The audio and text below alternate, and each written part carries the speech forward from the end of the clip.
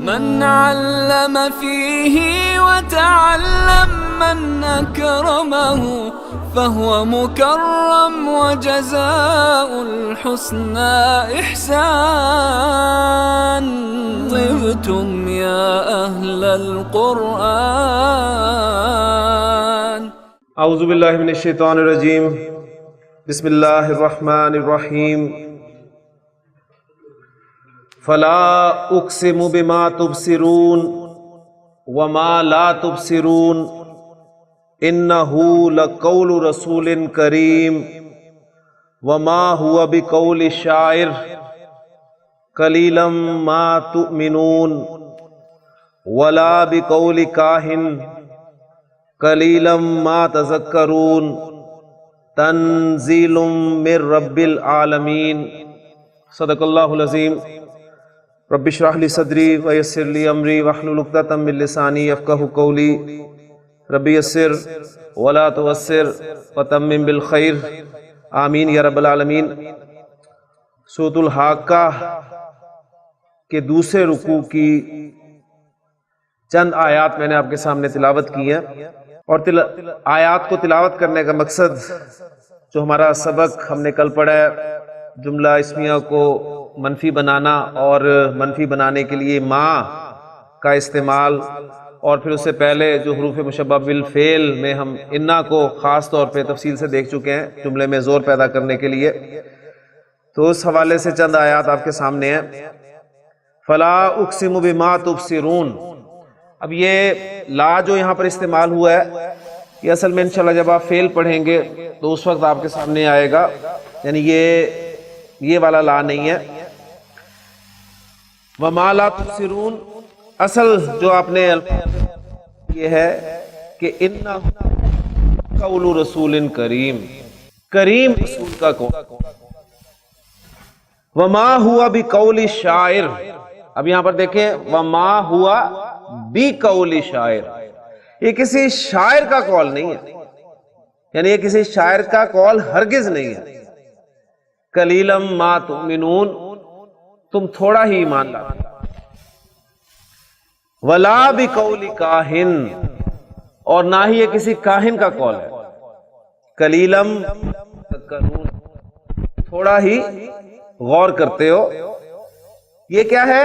تنزیل من رب العالمین، یہ نازل کردہ ہے رب العالمین کی طرف سے. تو انشاءاللہ تعالیٰ جو ہم آگے چلیں گے قرآن مجید کا ٹیکسٹ انشاءاللہ آپ کے سامنے جو ہے وہ کسی نہ کسی حد تک واضح ہوتا جائے گا.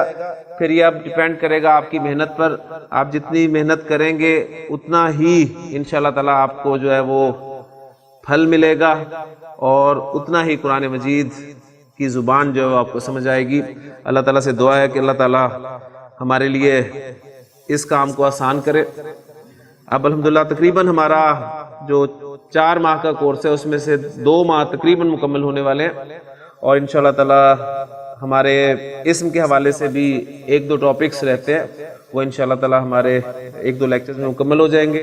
اور پھر اس کے بعد ہم فعل انشاءاللہ تعالیٰ شروع کریں گے، اور جب فعل پڑھیں گے آپ تو آپ دیکھیں گے کہ ایک اور بہت بڑا حصہ قرآن مجید کا آپ کے سامنے آئے گا انشاءاللہ تعالیٰ. تو اب ہم مزید ایک سٹیپ آگے چلتے ہیں. جملہ اسمیہ کو منفی بنانے کے لیے آپ نے ما، لا، ان، لاتا جیسے الفاظ دیکھے، اور ان کے پیچھے پھر وہ لیسا والی بات بھی آپ کے سامنے ہے. آپ کو قرآن مجید میں بعض اوقات ایک لا ایسا نظر آتا ہے جس کے بعد والا اسم بغیر تنوین کے ہوتا ہے اور حالت نصب میں ہوتا ہے. یہ لا کس لیے استعمال ہوتا ہے اس پہ اب ہم بات کرتے ہیں، اور یہ بہت اہم ایک ٹاپک ہے عربی گرامر کا. عربی گرامر کی کتابوں میں آپ کو ایک ٹاپک ملے گا لائے نفی.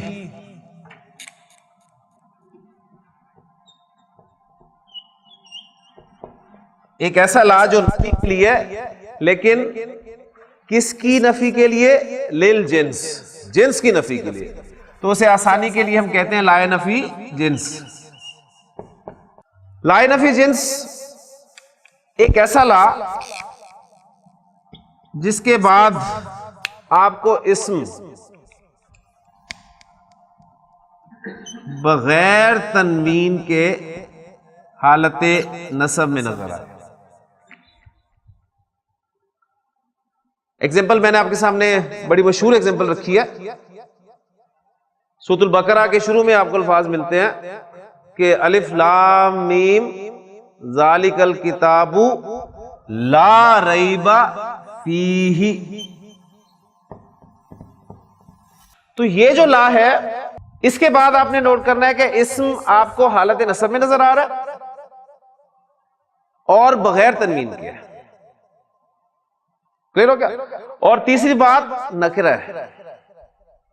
اور یہ ویسے بھی آپ کو پتا ہے کہ ہم نے لا کے بارے میں پڑھا تھا کہ لا کے بعد جو اسم ہوتا ہے وہ نکرہ ہی ہوتا ہے ہمیشہ.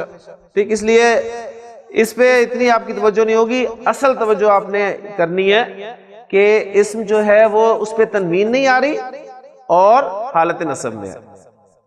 تو یہ لا جو ہے یہ اس اسم کی جنس کی نفی کر دیتا ہے. کس میں سے؟ اس کی خبر میں سے. لا ریب فیہ.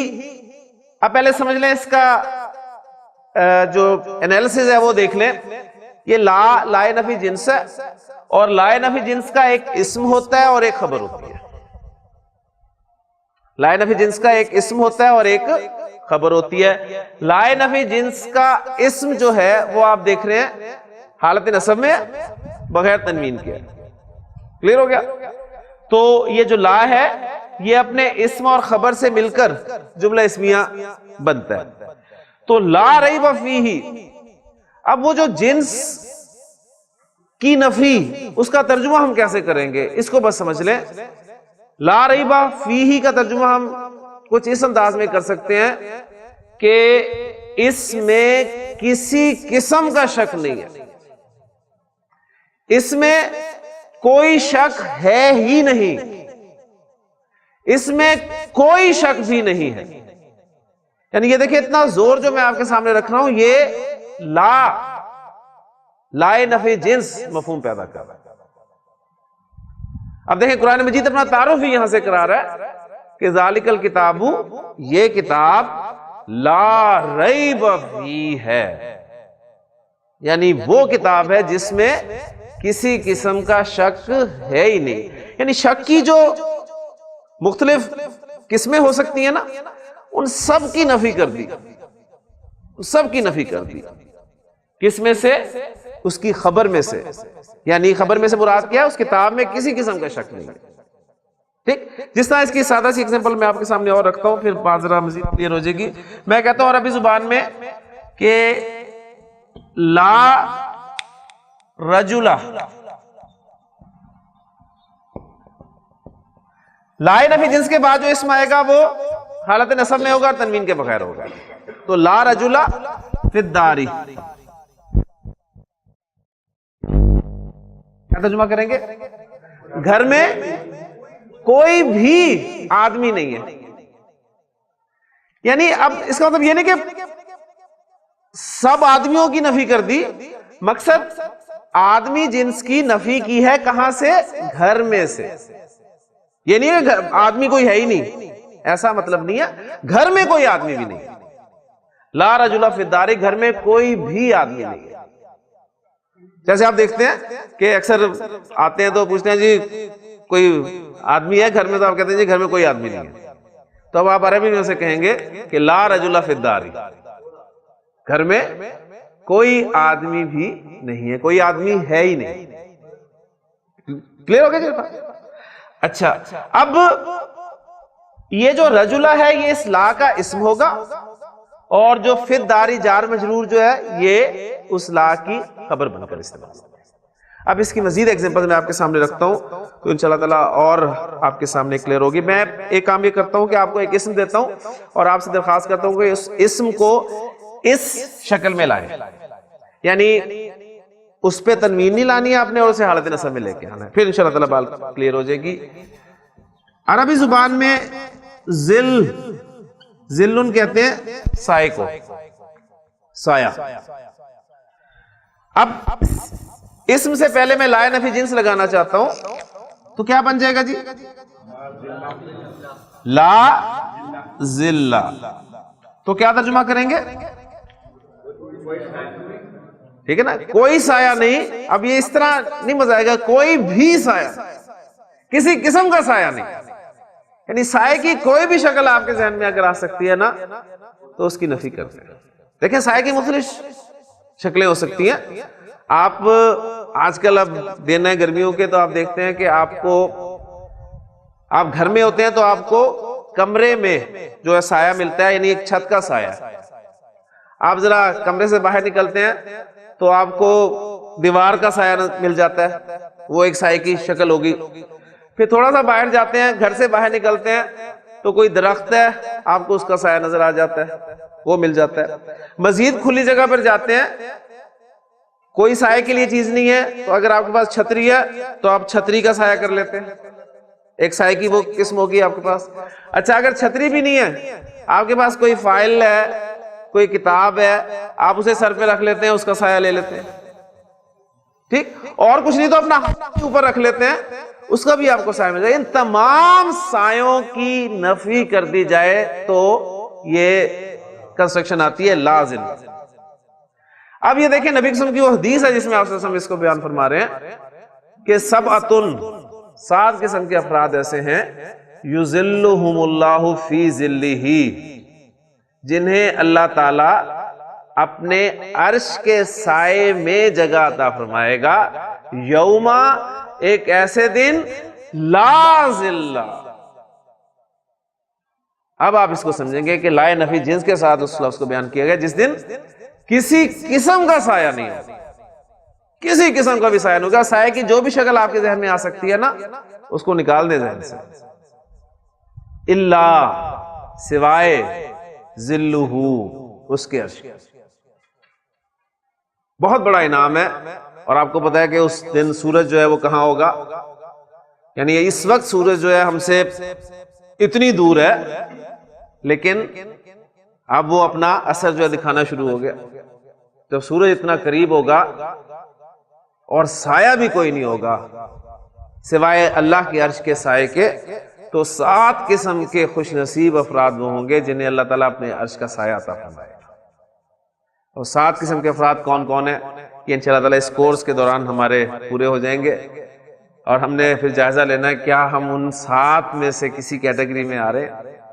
اس میں جو کچھ ہم پڑھ چکے ہیں اس کے حوالے سے پہلا شخص آپ نے بیان فرمایا ہے امام عادل, ایک مرکب توصیفی, امام عادل, کوئی عدل کرنے والا حکمران, ایسا حکمران جو عدل کرے. کیونکہ کام بہت مشکل ہے نا عدل کرنا, لیکن انعام بہت بڑا ہے. اور دیکھیں عادل حکمران کے حوالے سے ہمارے ذہن میں سب سے پہلے کس شخصیت کا جو ہے وہ نام آتا ہے؟ حضور صلی اللہ علیہ وسلم کے بعد آپ صلی اللہ علیہ وسلم تو ظاہر ہے حضرت عمر رضی اللہ تعالیٰ عنہ, اور ان کے حوالے سے آپ پڑھتے ہیں کہ حضرت عمر رضی اللہ تعالیٰ عنہ جو ہیں وہ راتوں کو گشت کیا کرتے تھے. حضرت عمر رضی اللہ عنہ کو کوئی نیند نہ آنے کی بیماری نہیں تھی, نہ انہیں کوئی معدے کا مسئلہ تھا کہ طبیب نے کہا ہوا تھا کہ آپ نے جو ہے واک کرنی ہے کم از کم 20-30 کلومیٹر ڈیلی. کیا چیز حضرت عمر رضی اللہ عنہ کو رات کو سونے نہیں دیتی تھی؟ صرف ان کا وہ سٹیٹمنٹ سامنے رکھ لیں کہ اگر دجلہ یا فرات کے کنارے ایک بکری کا بچہ بھی پیاسا مر گیا تو عمر سے سوال. یعنی وہ اصل میں کیا اکاؤنٹیبلٹی کہ مجھے حکمران بنایا گیا تو اب مجھ پہ جو ذمہ داری ہیں وہ میں نے پوری کرنی. اس کے لیے آپ دیکھیں تاریخ بھری پڑی ہے, کہاں سے کہاں نکل گئے ہیں اور کیسے کیسے واقعات آپ کے سامنے آتے ہیں. بہرحال امام عادل یہ پہلی کیٹیگری ہے. باقی جو ہے یہ بھی آپ کر سکتے ہیں جملے کے حوالے سے کہ وَرَجُلٌ قَلْبُهُ, اب اس کو ٹرانسلیٹ کریں ساتھ ساتھ, قلبہ, اس کا دل, معلقن, اٹکا ہوا ہے, فی المساجد, مساجد. ایسا شخص جس کا دل مسجد میں اٹکا رہے. کیا مطلب ہے اس کا؟ ٹھیک ہے، نماز کا انتظار. ایک نماز پڑھی ہے تو دوسری نماز کی اسے فکر ہو، اس کا انتظار. دوسری پڑھ لی تو تیسری نماز کا جو انتظار ہو اس کی فکر ہو. اور چونکہ دیکھیں مسجد کے ساتھ ایک تعلق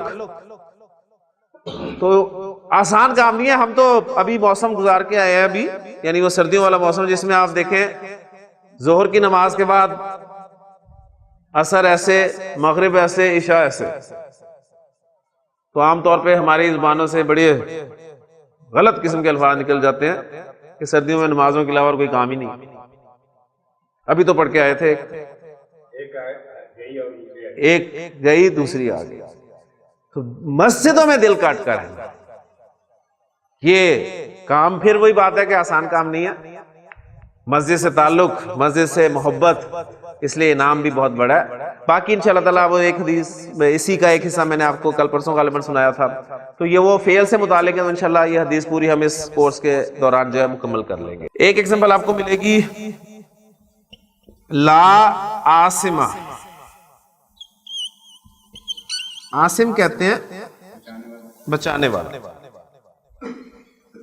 بچانے والا. حضرت نوح علیہ السلام جب کشتی میں سوار تھے اپنے ساتھ ایمان والوں کو لے کر، اور وہ پوری جو ڈیٹیلز اس کی آئی ہیں کہ جانور بھی تھے اس میں جوڑے جوڑے کی شکل میں، تو حضرت نوح علیہ السلام کو اپنا بیٹا نظر آیا. تو انہوں نے سے کہا کہ یا بنی ارکم معنا، اے میرے بچے ہمارے ساتھ کشتی میں سوار ہو جا. تو پتہ اس نے کیا کہا؟ اس نے کہا قالا سآوی الی جبل، میں کسی پہاڑ پر چڑھ جاؤں گا. جبل نکرہ، میں کسی پہاڑ پہ پناہ لے لوں گا.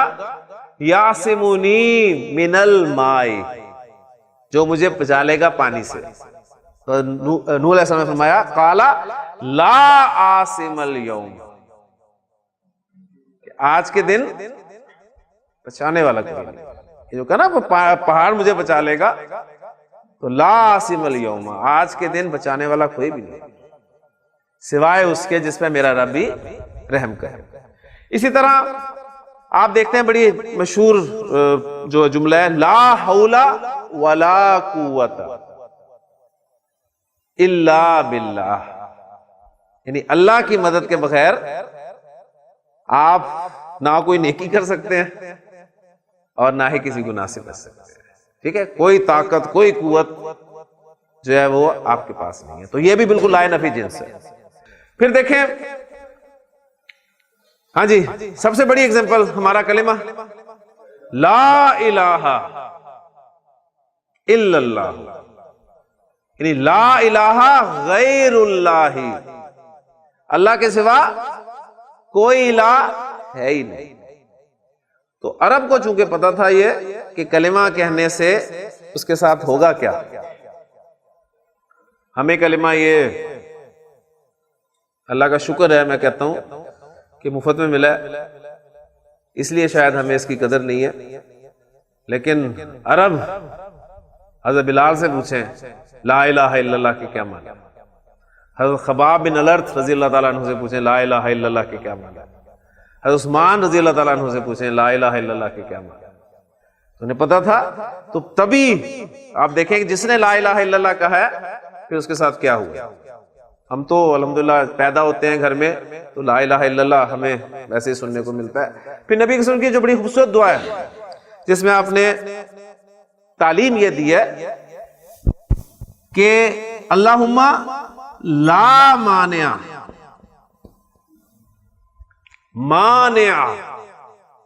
روکنے والا، لا مانع کوئی روکنے والا ہے ہی نہیں، لما آتیتا جسے تو عطا کر دے، اسے کوئی روک ہی نہیں سکتا. جسے تو فیصلہ کر دے کہ میں نے دینا ہے اسے کوئی نہیں روک سکتا. ولا موتیا، اور کوئی عطا کرنے والا ہے ہی نہیں، لما مناتا جس کے بارے میں تو فیصلہ کر دے کہ میں نے اسے نہیں دینا. تو یہ تعلیم نبی صلی اللہ علیہ وسلم نے دی ہے اپنی امت کو، اور یہ وہ دعا ہے جو آپ کی مسنون دعاؤں میں سے ملتی ہے کہ آپ ہر نماز کے بعد اس دعا کو پڑھا کرتے تھے اور اس کی تعلیم فرمایا کرتے تھے کہ اللہم لا مانع لما اعطیت ولا معطی لما منعت ولا ينفع ذا الجد منک الجد. تو یہ دعا آپ کو مل جاتی ہے، آپ اسے یاد کریں. یہ اصل میں تعلیم ہے کہ جب اللہ تعالیٰ فیصلہ کر لیتا ہے کسی کو دینے کا تو کوئی نہیں روک سکتا، یہ ایمان ہونا چاہیے. اور جب اللہ تعالیٰ ہی کسی کو نہ دینے کا فیصلہ فرما دیں تو سارے مل کر بھی اسے دینا چاہیں اسے نہیں دے سکے. میں جملہ آپ کے سامنے ایک لکھ رہا ہوں، یہ کتاب لا ریب فی ہے. یہ کتاب لا ریب فی ہے. اس جملے میں مبتدا کیا جی؟ یہ کتاب. اور خبر کیا ہے؟ لا ریب فی ہے. کہ یہ تو عربی نہیں ہے، اب اسے عربی میں ٹرانسلیٹ کریں.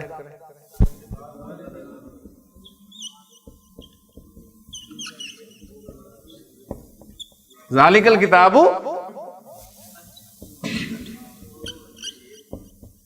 لا ریب فیہ. تو اب یہ لا ریب فیہ، یہ جو پورا جملہ ہے نا، یعنی لا نفی جنس، ریبہ اسم لا، اور فیہ جار مجرور خبر لا. لا اپنے اسم اور خبر سے مل کر جملہ اسمیہ ہو کر خبر بن رہا ہے ذالک الکتاب کے لیے. اور ذالک الکتاب کا انالیسس تو آپ کو پتہ ہی ہے کہ ذالک آپ کا اسم اشارہ ہے، الکتاب مشار الیہ، اشارہ مشار الیہ مل کر مرکب اشاری مبتدا اپنی خبر سے مل کر جملہ اسمیہ ہو گیا. تو یہ دیکھیں یعنی پورا جملہ جو ہے آپ کا یہ بھی خبر بن کر آ سکتا ہے. کہ طارق صاحب نے سوال کیا تو فائدہ ہو گیا آپ کے لیے کہ ایک پورا جملہ خبر بن کر آ رہا ہے ایک مبتدا کے لیے. ذالک الکتاب، یہ کتاب. اب میں یہ کتاب کے بارے میں کچھ کہنا چاہ رہا ہوں. کیا کہنا چاہ رہا ہوں؟ یہ کتاب لا ریب فی ہے. ٹھیک ہے، میں کہتا ہوں ذالک البیت، وہ گھر، لا رجل فیہ. ٹھیک ہے، وہ گھر ایسا ہے جس میں کوئی آدمی نہیں. بات سمجھ میں آ گئی نا؟ تو ایک پورا جملہ جو ہے وہ آپ کا خبر بن کر آ سکتا ہے. اس لیے دیکھیں نا، جب آپ ایک معانقہ دیکھتے ہیں، معانقہ سمجھتے ہیں نا، تجوید آپ نے پڑھی ہے، تو آپ کو یہاں فیہ کے ساتھ وہ جو ہے 3 نقطے ادھر ملتے ہیں اور 3 نقطے ادھر ملتے ہیں، ایسے ہی ہے نا. تبھی وہ کہتے ہیں جی یہاں پر یا رک جائیں ذالک الکتاب لا ریب، یہاں پر رک دیں، یا پھر یہاں پر رک جائیں. اگر آپ یہاں پر رکتے ہیں تو بات کلیئر ہو رہی ہے ذالک الکتاب لا ریب فیہ، اور پھر ذالک الکتاب ھدی للمتقین، وہ دوسری خبر ہوگی اس کی. دیکھیں اس خبر کو بھی سامنے رکھتا ہوں کہ ذالک الکتاب مبتدا، ھدی خبر، للمتقین جار مجرور متعلق خبر. مبتدا اپنی خبر کے ساتھ مل کر جملہ اسمیہ ہو گیا.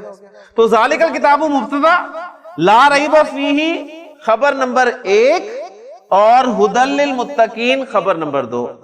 مبتدا اپنی دونوں خبروں سے مل کر جملہ اسمیہ بن گیا. تو سورۃ البقرہ کا ابتدائی حصہ آپ کا گرامیٹیکلی اس کا انالیسس ہو گیا آپ کے ساتھ. کلیئر ہوئی بات؟ تو میں بات یہاں پر سمجھا رہا تھا کہ اصل میں یہ دیکھیں، یہ جو معانقہ ہے، کہا جاتا ہے یا یہاں پر رک جاؤ یا یہاں پر رک جاؤ. اگر یہاں پر رکتے ہیں ذالک الکتاب لا ریب، تو جو یہاں پر رکتے ہیں وہ کہتے ہیں لا ریب کے بعد ایک فیہ محذوف ہے، وہ مست ہے، اس لیے اسے محذوف مانتے ہیں کہ اس کے بعد ایک وہ فیہ محذوف ہے، یعنی وہ پورا ہو جائے گا ذالک الکتاب لا ریب فیہ. یہ لازمی ساتھ جڑے گا، کیونکہ یہاں پر رکتے ہیں تو پھر وہ کہتے ہیں فیہ ھدی للمتقین. فیہ جار مجرور، خبر مقدم، ھدی مبتدا مؤخر، اور للمتقین، یعنی فیہ اس میں ھدی للمتقین متقین کے لیے ہدایت ہے، اس لیے ترجمہ وہ بھی ٹھیک بنتا ہے. یہ اس لیے معانقہ آپ کو ملتا ہے نا، یہاں پہ آپ کسی ایک جگہ پہ رک جائیں تو ترجمے میں گنجائش ہوتی ہے. یہاں رک جائیں تو ذالک الکتاب لا ریب فیہ، یعنی اس فیہ کو معذوف مان کر کہ یہ کتاب لا ریب فیہ ہے اور فیہ ھدی للمتقین، اس میں ہدایت ہے متقین کے لیے. اور اگر یہاں پر رکیں تو ذالک الکتاب لا ریب فیہ، یہ کتاب لا ریب فیہ ہے اور ھدی للمتقین ہے. ہر زبان میں کسی کو بلانے کے لیے، پکارنے کے لیے کچھ الفاظ ہوتے ہیں. آپ اردو میں کسی کو بلاتے ہیں تو عام طور پہ کیا کہہ کے بلاتے ہیں؟ ارے، اے، اوئے، ٹھیک ہے، او، اس طرح کے الفاظ بولتے ہیں نا. تو مختلف الفاظ آپ بولتے ہیں ظاہر ہے. تو عربی زبان میں بھی کسی کو بلانے کے لیے الفاظ استعمال کیے جاتے ہیں. ان الفاظ کو حروف ندا کہتے ہیں. حروف ندا، ندا آپ کو پتہ ہے آواز دینا، تو حروف ندا ایسے حروف جو ندا کے لیے استعمال ہیں. اچھا، عربی زبان میں بھی کچھ حروف ندا استعمال ہوتے ہیں، لیکن وہ سارے حروف ندا پڑھنے کا ہمیں کوئی فائدہ نہیں ہوگا، اس لیے کہ ہمارا اسکوپ قرآن مجید کو سمجھنا ہے. لہٰذا قرآن مجید میں جو استعمال ہوا ہے، یا جو سب سے اس کا آپ کہہ لیں کہ زیادہ استعمال ہونے والا حرف ندا وہ ہے عربی میں یا. یا کے معنی ہوتے ہیں اے. ٹھیک ہے، اب یہاں پر پہلی بات سمجھ لیں، میں کہتا ہوں اردو میں اے لڑکے، تو یہ اے جو ہے یہ آپ کا حرف ندا ہوگا.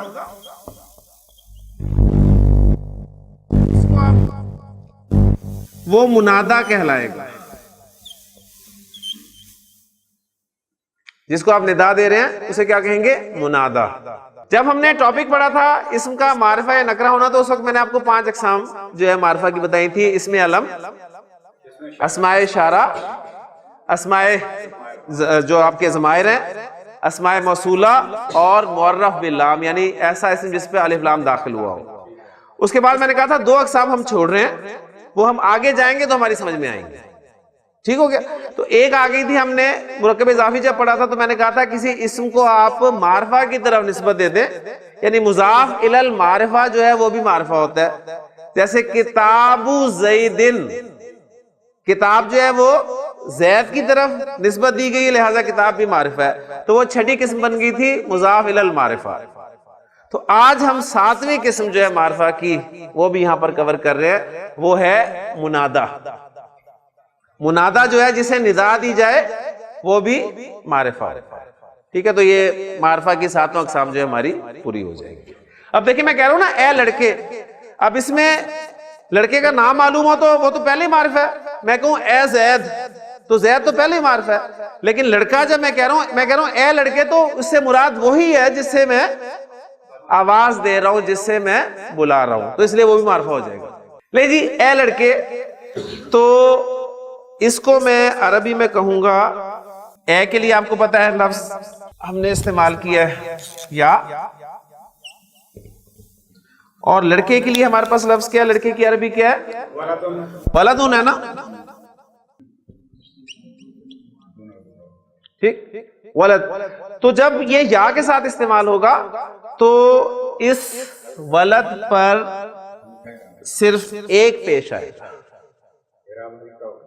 یا ولدو، یا ولد، اے لڑکے.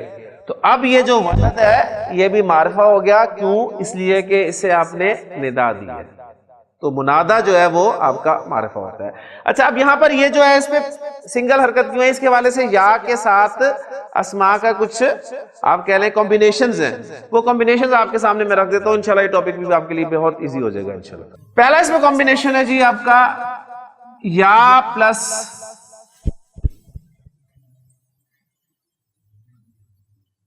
تنوین والا اسم.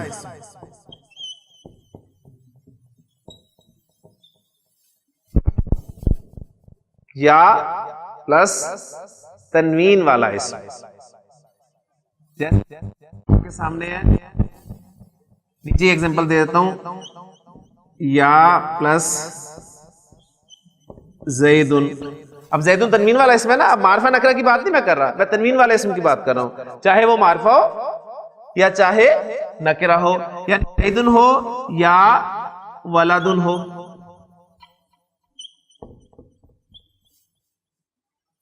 تو کیا چینج آتی ہے؟ یا زیدو, تنوین ختم ہو جاتی ہے. یا زیدو اے زید, یا ولدو اے لڑکے, یا رجلو اے آدمی, یا حامدو اے حامد, ٹھیک, یا ہاشمو اے ہاشم. کلیئر ہو گیا؟ تو تنوین والا جب بھی آئے گا یا کے ساتھ تو اس کی تنوین جو ہے وہ ختم ہو جائے گی. دوسرا کمبینیشن, یا کے ساتھ آپ کا معرف باللام اسم ہو جس پہ الف لام داخل ہوا ہو, اور وہ معرف باللام جو ہے وہ مذکر ہو.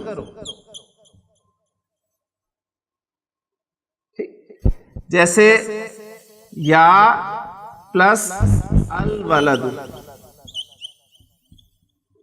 یعنی ولدن ہم نے استعمال کیا تھا نا تنوین کے طور پہ, اب ہم اسے معرف باللام لا کے استعمال کر رہے ہیں. تو اب کیا ہوگا, اس کو نوٹ کر لیں کہ یا حرف ندا اور جو منادہ ہے آپ کا معرف باللام مذکر, ان دونوں کے درمیان ایک لفظ ایڈ کیا جائے گا جو کہ ایوہا ہوگا. یا ایوہل ولدو, یا ایوہل ولدو. جی الانسانو کیا کہوں گا؟ یا ایوہل انسانو, اے انسان, ما غرک بربک الکریم. الرجلو کیا بنے گا آپ صاحب؟ یا ایوہ الرجلو.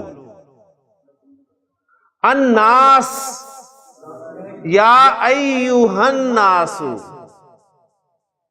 الکافرون یا ایوہ الکافرون. سورۃ الکافرون آپ کے سامنے آگے. النبیو یا ایوہ النبیو. تو یا کے بعد جب معرف باللام مذکر آئے گا تو آپ حرف ندا اور منادہ کے درمیان کیا لگائیں گے؟ ایوہا. اگر آپ کا معرف باللام مؤنث ہو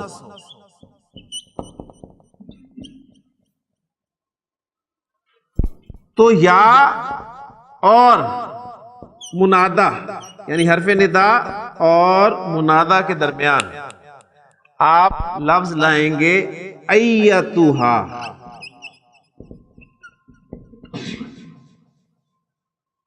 مذکر کے لیے ایوہا اور مؤنث کے لیے ایتھا. یا ایتھل بنتو, یا ایتھل مرأتو. ٹھیک, پھر اسی طرح دیکھیں, مجھے بتائیں کہ النفس جو ہے یہ مذکر ہے یا مؤنث ہے؟ اور اس النفس کی اگر میں صفت لاؤں تو وہ بھی مؤنث لاؤں گا, ٹھیک, اور وہ صفت میں لا رہا ہوں مطمئن, تو عربی میں کیا کہوں گا؟ المطمئنۃ.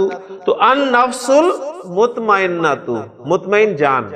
اب یہ معرف باللام ہے, مؤنث ہے, اس کے شروع میں یا لگے گا تو درمیان میں کیا لاؤں گا؟ ایتھا. یا ایتھا النفس المطمئنۃ, اے مطمئن جان, ارجعی الی ربک. کلیئر ہو گیا؟ تو یہ بھی آپ کا کلیئر ہو گیا کہ یا کے ساتھ معرف باللام اگر مذکر ہوگا تو حرف ندا اور منادہ کے درمیان ایوہا, اور اگر مؤنث ہوگا تو حرف ندا اور منادہ کے درمیان ایتھا کا اضافہ کیا جائے گا. تیسرا کمبینیشن,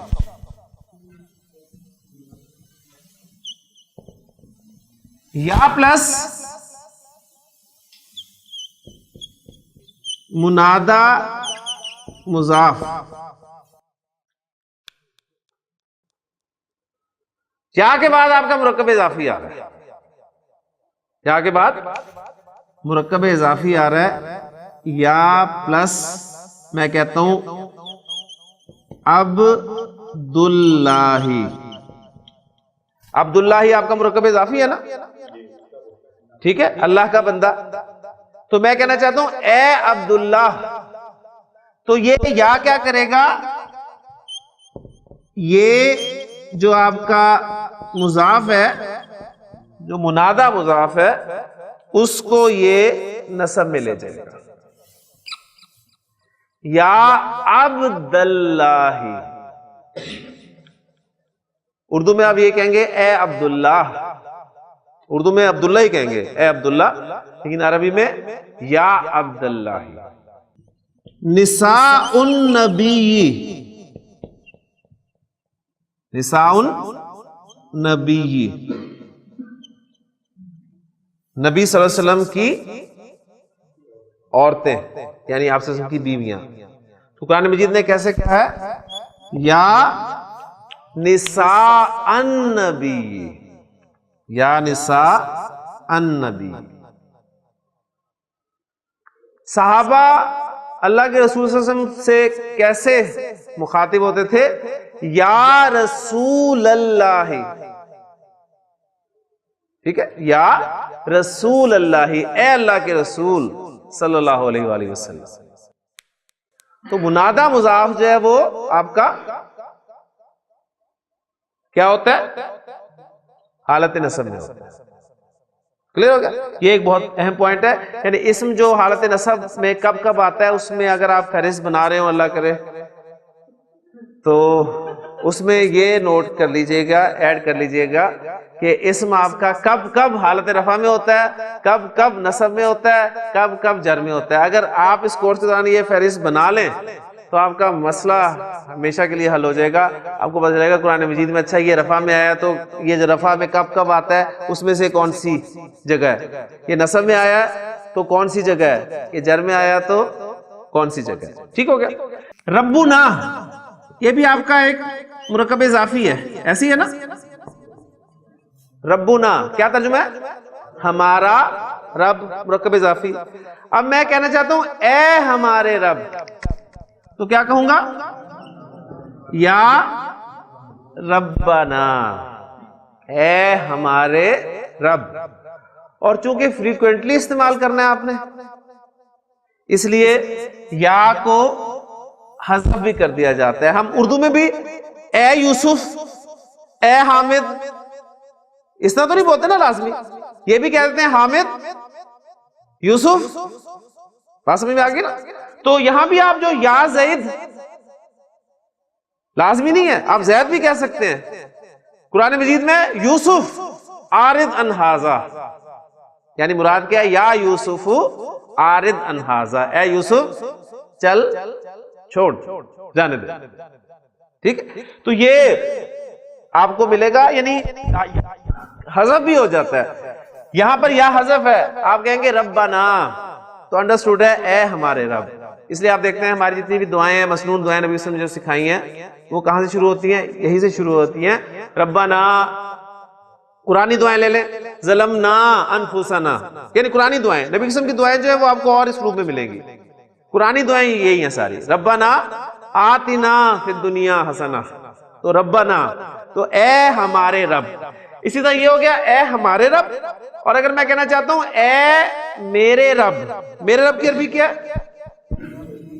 ربی، اے میرے، یعنی میرے رب کی عربی ہے ربی، اور میں کہنا چاہتا ہوں اے میرے رب، تو یا شروع میں لگا دوں گا اور یہ بن جائے گا یا ربی، یا ربی۔